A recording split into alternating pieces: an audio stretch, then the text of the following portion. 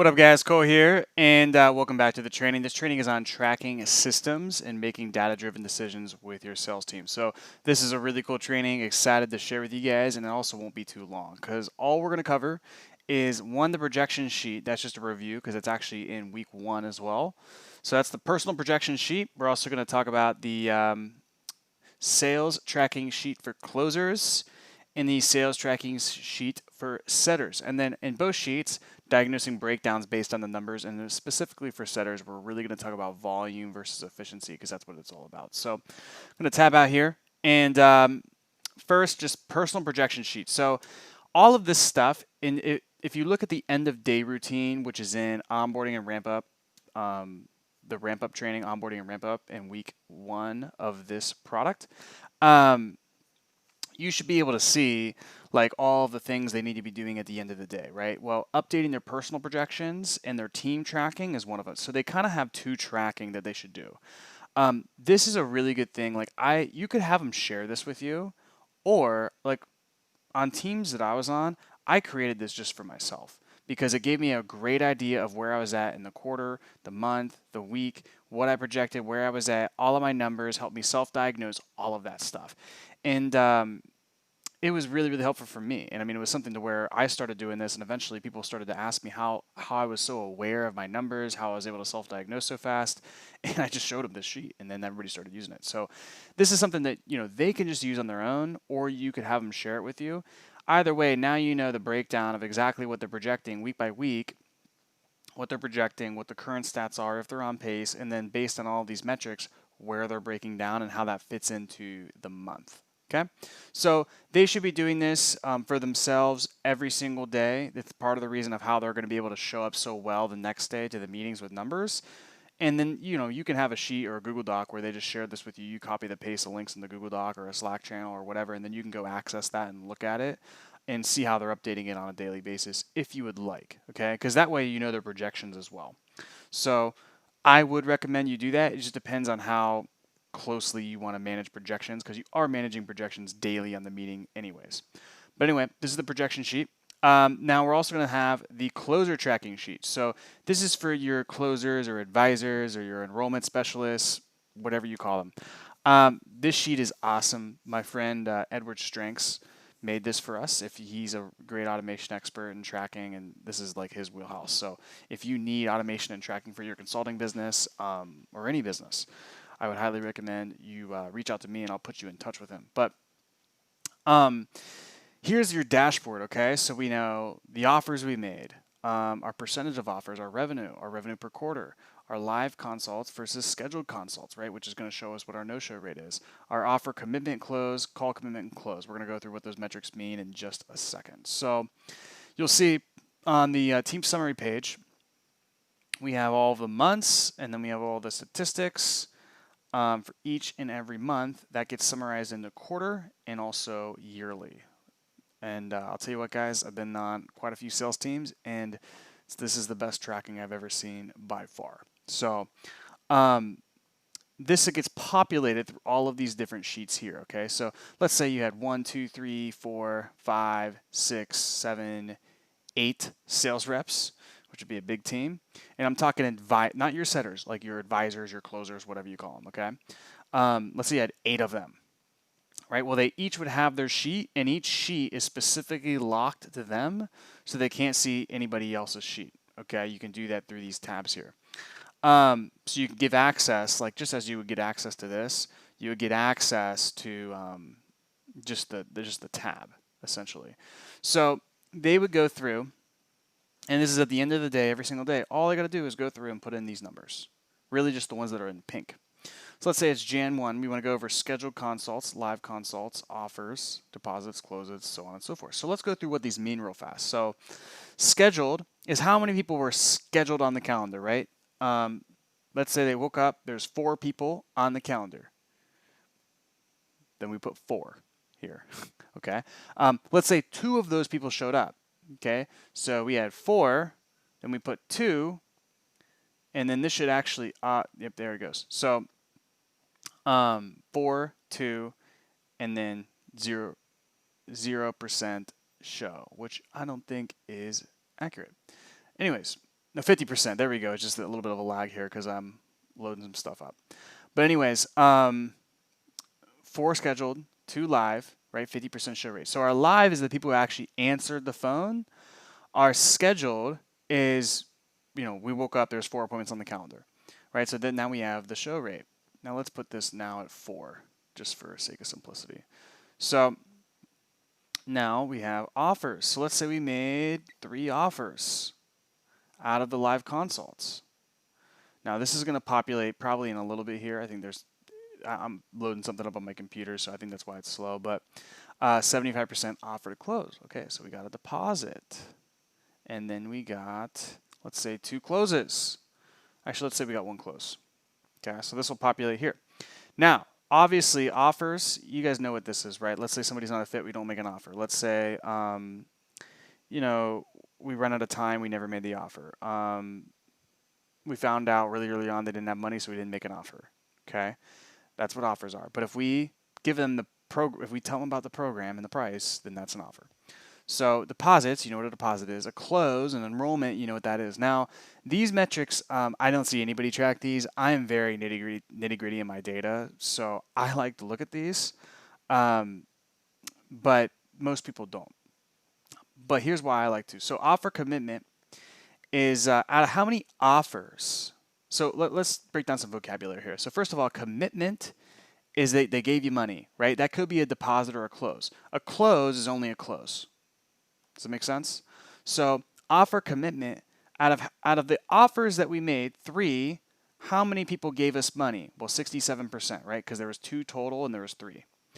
Offer to close, out of the offers we made, how many people actually enrolled? Okay, 1, 33%. Great.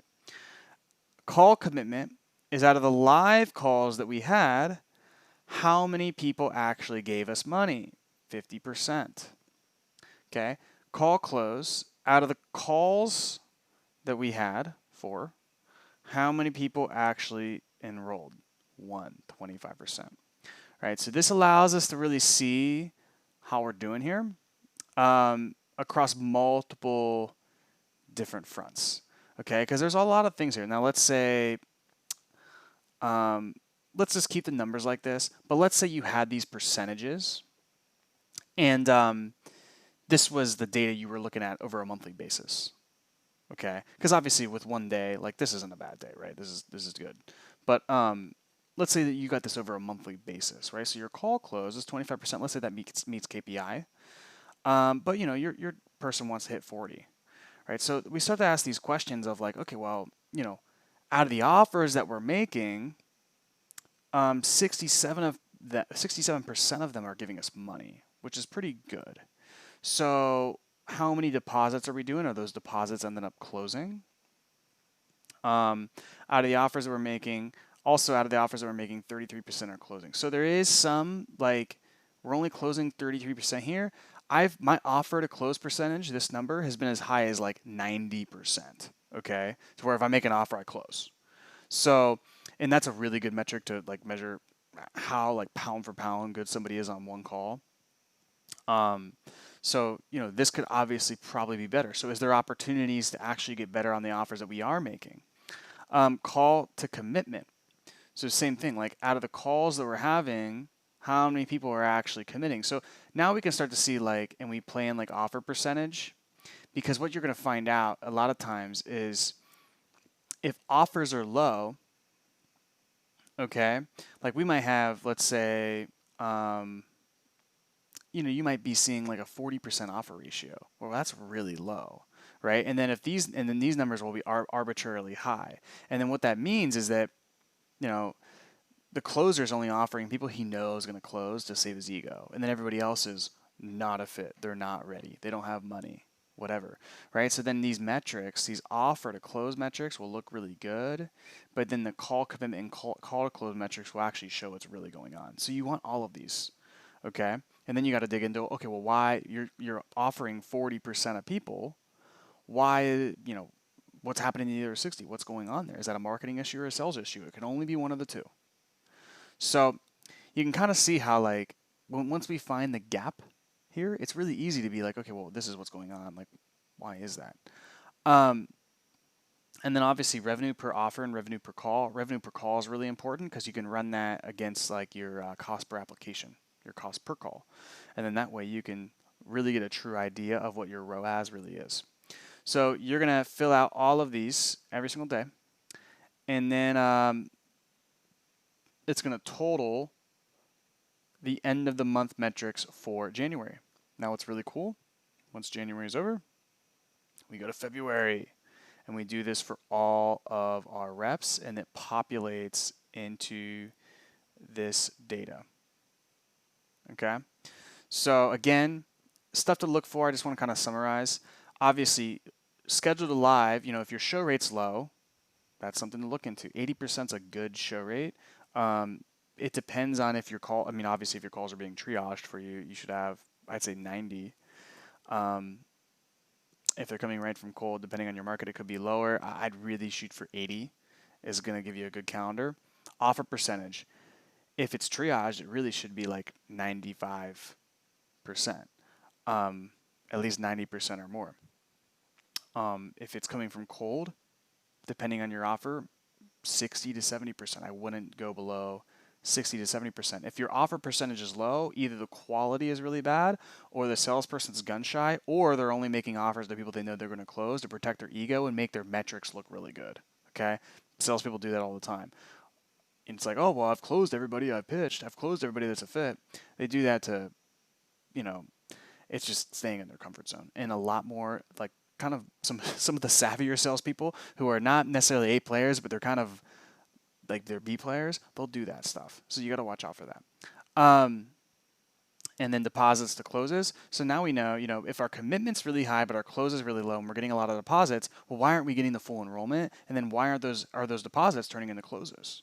It's a whole nother question, right? There's a lot of people who, I was on a team where, my deposit to close, if you looked at our commitment percentage, our call and offer commitment were the same and our volume was the same. But I had like twice as many closes and this dude had twice as many deposits. So it's obvious that like what he needed to work on was getting better at actually getting creative with payment plans or just getting the person really, really committed, and the deposit was being a smokescreen. So you see how that can kind of become a diagnosis. And ultimately, the metric we really want as high as possible is this call to close, right? Offer to close is okay. It's a good kind of thing to see where we're at, but we want to make sure that as many people as possible are enrolling who actually even pick up the phone. And then obviously the people who aren't, we want to get this number as high as possible. So if they pick up the phone, they give us money. Okay. And then we talked about revenue per call. So that is this sheet. Obviously everybody will have their own sheets, and then you can have them populate into the one sheet here. Now the setter tracking is a lot simpler, okay? So we're going to go through these metrics really quickly here. Minutes on Messenger. This is going to be a little bit of a guesstimate. Minutes on ManyChat. This is an example. Let's say you have a ManyChat funnel. Number of outbound calls made. Out of the the people they talked to on Messenger and the outbound calls, how many people did they offer to get on a triage with them? A 15-minute call to give them some value, and then give them a free training, and then at the end of that call, they're going to book them on a consult. How many people did they even offer to get onto that? Then how many triages did they book? Okay, and remember, you're not projecting them on triages; you're projecting them on sets. So just keep that in mind. But this is something we can use to diagnose, because if we're not booking any triages and they're not getting any sets, well, why aren't you booking any triages, right? Like, so we can reverse engineer what's going on. Then we can see how many people did you offer to make a triage? Oh, I only offered 2 people. Okay, well, what the hell, right? So this is how we can assess here, like volume. And then this is a volume metric. This is an efficiency metric, right? So out of how many offers did they book, right? And this is an extreme example, but like 120 out of 128, extremely efficient. Same thing with consults offers. That's a volume metric, right? So out of how many, outbound calls we were on or triages, how many people did we offer to try to get on with an advisor, okay, or a, the closer, enrollment specialist, whoever's, the closer. How many consult offers, potential sets did we try to make? How many actually got booked? Okay, so that's a efficiency metric. This is a volume metric, right? They want to drive this as high as possible, and then of course they want to get this as efficient, right? So they only can improve through increasing their volume, and then once their volume's at a certain extent, they're only going to be able to improve by becoming more efficient and increasing their skill set. Those are the only two things. So then you want this percentage. I don't, guys, like your markets are going to be so different. I know people are going to ask like, okay, well, consult book percentage, like what is that going to be? It's just going to depend. Okay, because I don't know if you're having your outbound team call webinar leads that are 3 years old, or if they're people who've bought $1,000 program, or people who are currently into a challenge. So your consult, your set ratio here is just going to be different depending on the lead quality. And then you want to have them having tracked how many closed sets are they having. So these metrics, because they're going to track them on the same day, there's going to be a lag here, right? Because if they book a consult that day and they get a closed consult that day, let's say they book one consult that day and they get a closed consult that day, well, those are two different people. So the data is not attributive. So there's going to be a lag here, but what's important is that you can look at it at a high level and then start to really see, okay, like over time, over a 30-day period, their sets are closing at 20%. Their sets are closing at 30%, 50%. So this is really important. Like you got to track their own close set percentage, especially if your advisors are setting and closing their own deals or your advisors are doing follow-ups. Because here's the thing: is like there was a time where, as an advisor, I was closing. It was like 80% or 70% of my own calls, but calls that were set for me, I was closing like 35% or 40%. Right, so my closing ratio was still pretty good, but what that actually revealed is when we looked deeper, there was a setter or two that was setting for me, and their sets for me were only converting at 10%. So even though our top line metrics were really good because I was doing really good, the sets that I was getting weren't closing. Right, so you want to track their individual set to close percentage, especially if, let's say, you have 3 setters, 3 closers, and they're not in pods, so they're setting for their closers round robin, right, to where they're just setting on the calendar depending on who has availability, opposed to only setting for a specific person, which I do recommend the round robin format. So you really need to track this metric because a lot of, especially if you're KPIing them and projecting them, their projections are based on sets. They're just going to try to get sets, but if they're not getting closed, then you're screwed. Okay, so consults booked and closed sets, I would project and KPI them on both. Okay, so that's the setter tracking sheet, and that wraps up the training. So that's it for this. Let me know if you have questions on this or how to train your setters or closers. There's a whole training this whole week on that, so you guys should be set, but more than happy to give you additional support if needed, and we'll see you in the next training.